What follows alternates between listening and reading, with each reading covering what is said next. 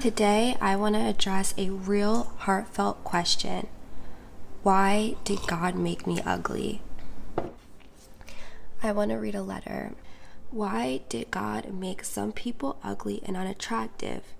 How can I accept the fact that God, though capable of making me beautiful or at the least average looking, chose to create me in such an unattractive manner?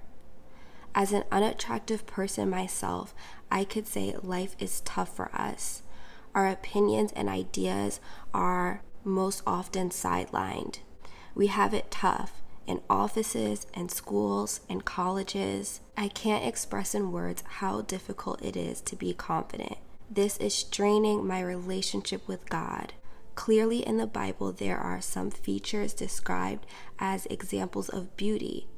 I could count dozens of verses in the Bible that speak of physical beauty. Moses was a fair and beautiful child. David was ruddy and handsome in his appearance. Esther had a beautiful figure and was lovely to look at. Absalom had thick hair, and from the sole of his foot to the crown of his head, there was no blemish in him.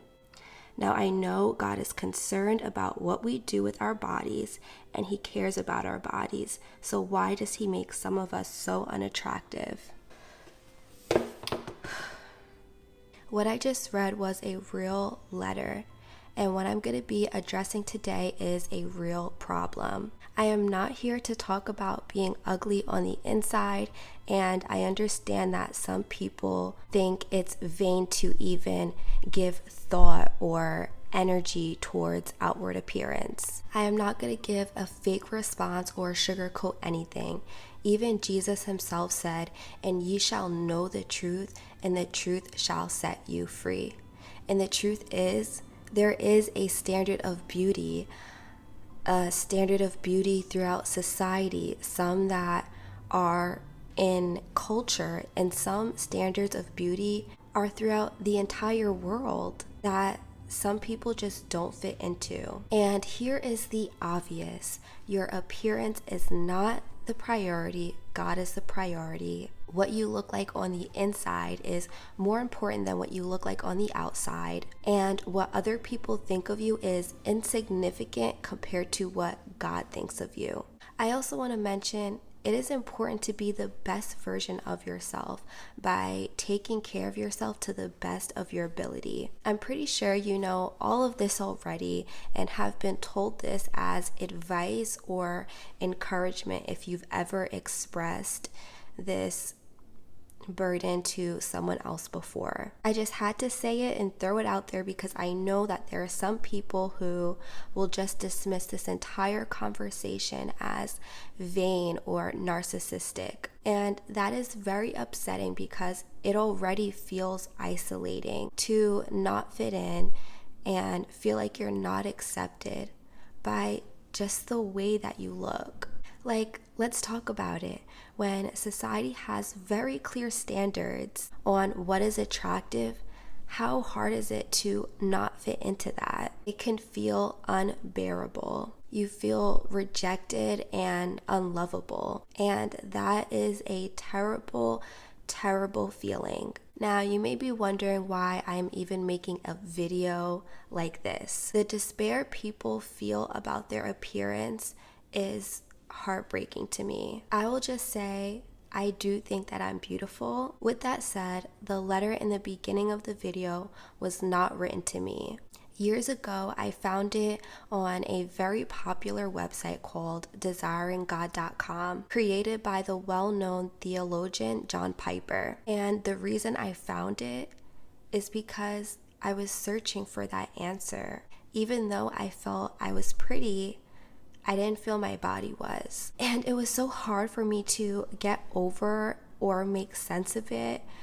Like, I know we all come in different shades and shapes and sizes, but there are shades and shapes and sizes that are right and some that are wrong, right? I never grew up having much curves. A celebrity, I think Cameron Diaz, but I can't fully remember, someone said that she remembered hearing like when you grow up and get older, your boobs will grow.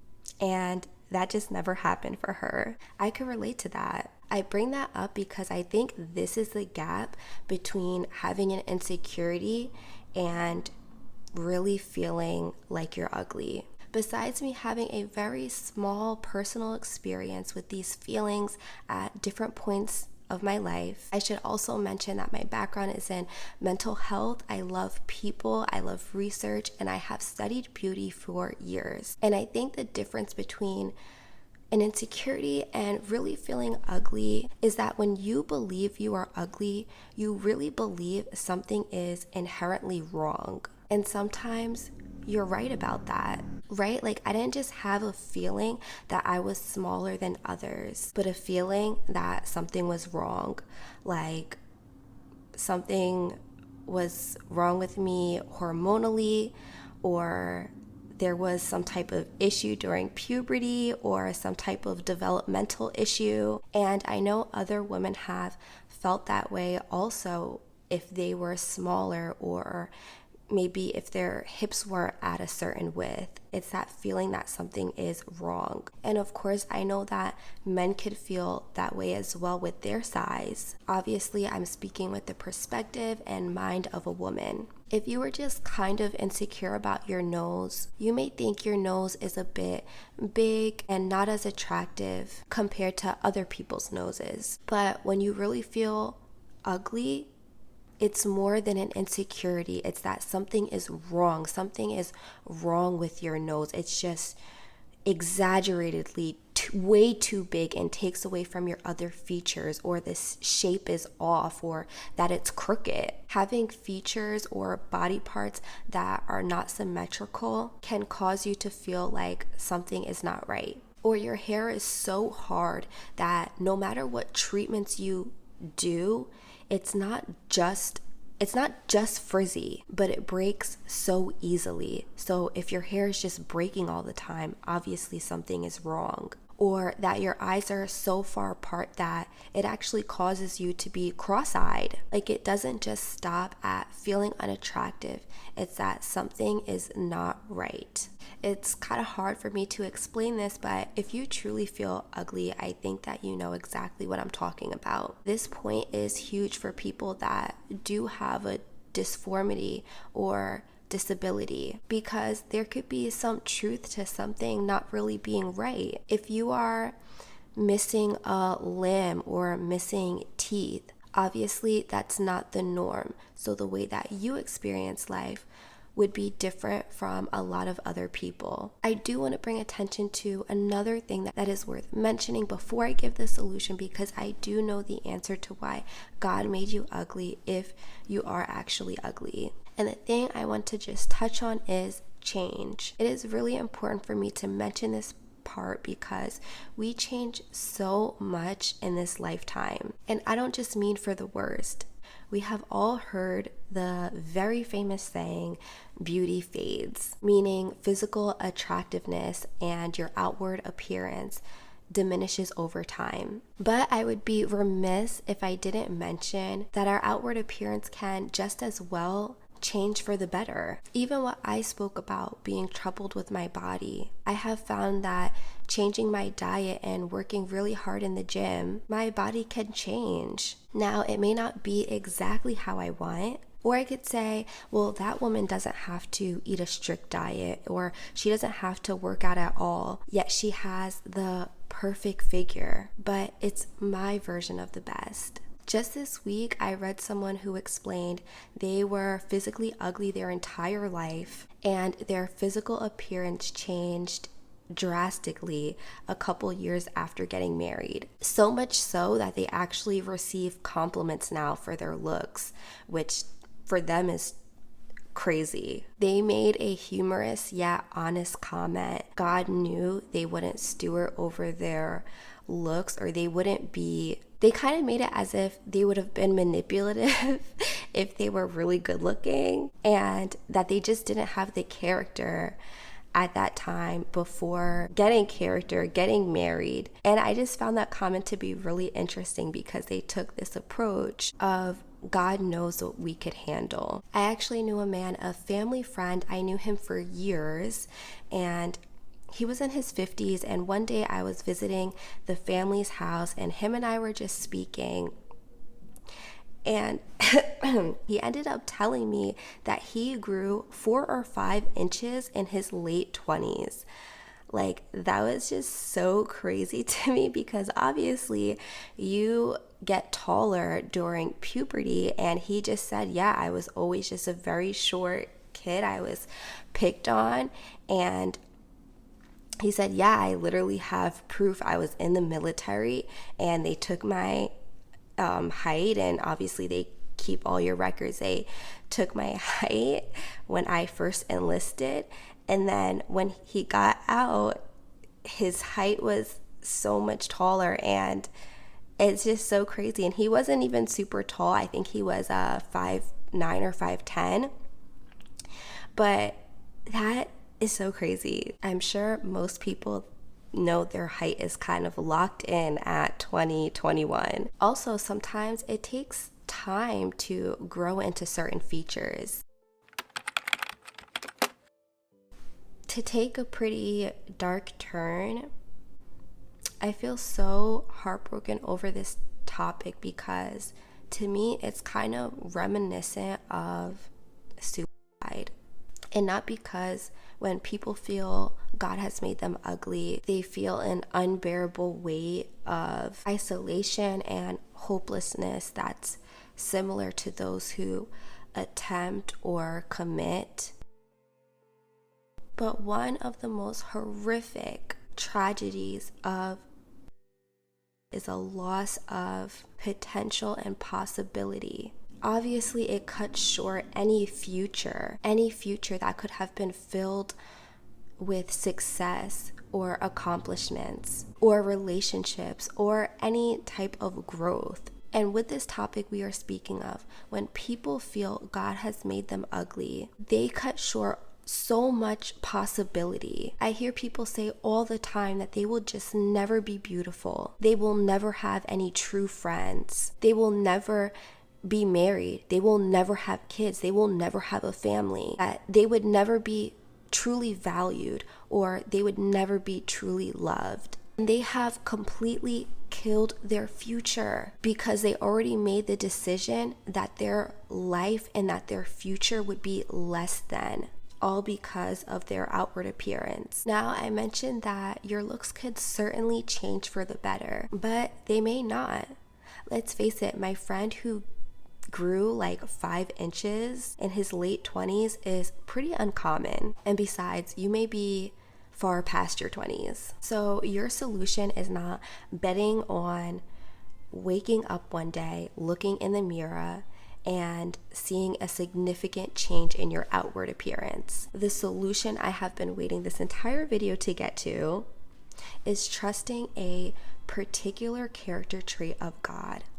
And that character trait is purposeful. Like it or not, you were created for a purpose. And God did have a purpose in creating you. Everything God does is so purposeful. So even down to the way that you look, there is an assignment attached to that. There are people you are called to that will be influenced by the way that you look. There are people that can't receive from me for whatever reason, or receive to the most attractive or most put together person. I feel very responsible in sharing this because I am in the self-improvement space, and my brand is all about self-love. So I'm going to tell you this, and you may not like it. You were not made for you. You were made for God, and you were made for others. You were made with purpose. When you listen to people and self-improvement motivation that encourages you to do things for you, self-isolate, be self-obsessed, because then you will really achieve greatness and be the person that you are supposed to be. You are being lied to, and you will feel empty every single time. All the things that you are, from your talents to your struggles to the way that you look, is to help someone else in this world for one reason or another. And when you don't have that perspective, you are going to always feel depressed and empty because you're not doing what you were made to do. Picture this right now. You have a boat. Congratulations. Boats are very nice. This is your boat. This is your means of transportation. Your boat is on a road. Now, obviously, you're in a difficult situation. So for the first couple days, you find someone who is willing to hike your boat up to their trailer. So you're being pulled along everywhere you go, but you just say, you know what? I want independence. I want to do my own thing. So now you have to figure out how to get to one place to another. So you put a sail on your boat, but unfortunately the wind is just not strong enough to pull your boat because of that friction there between the boat and the road. So then you say, you know what? I'm in this for the long run. I'm going to really invest in my means of transportation. So you go and buy an expensive motor. You put that motor on your boat, but unfortunately, you're not going anywhere still. So you just are like, you know what? I'm going to take the old-fashioned route. And you use your paddles. They were there all along. So now you have your paddles and you're pushing with all of your might. You're pushing. And actually, it works. You are able to go where you have to go. Unfortunately, it takes you 500 times longer than it needs to, but it works. After years of doing this, you learn about technology and you build a mechanism that allows you to install wheels on your boat. It took you months to do this, but you hooked up wheels and essentially you are driving this boat like a car. But the thing is, you're still a boat. I have a simple question. Where is the best place for a boat? In the water.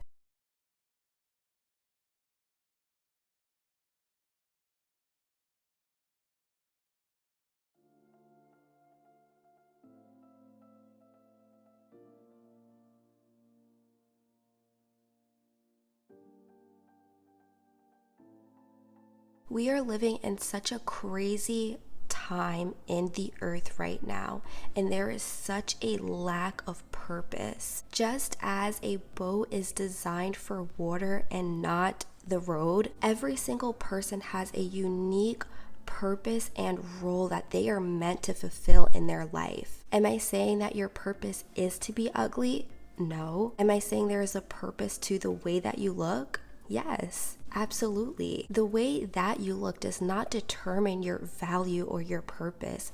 God does. And He is purposeful. There is an assignment attached to you. There is an assignment attached to every hurt, every rejection, every experience that you have ever faced in your entire life. There is a unique assignment attached to you. Someone out there needs exactly who you are, the way you are. Now you may be thinking, I'm not asking to be the most beautiful person on this earth or the tallest person or have perfect symmetry.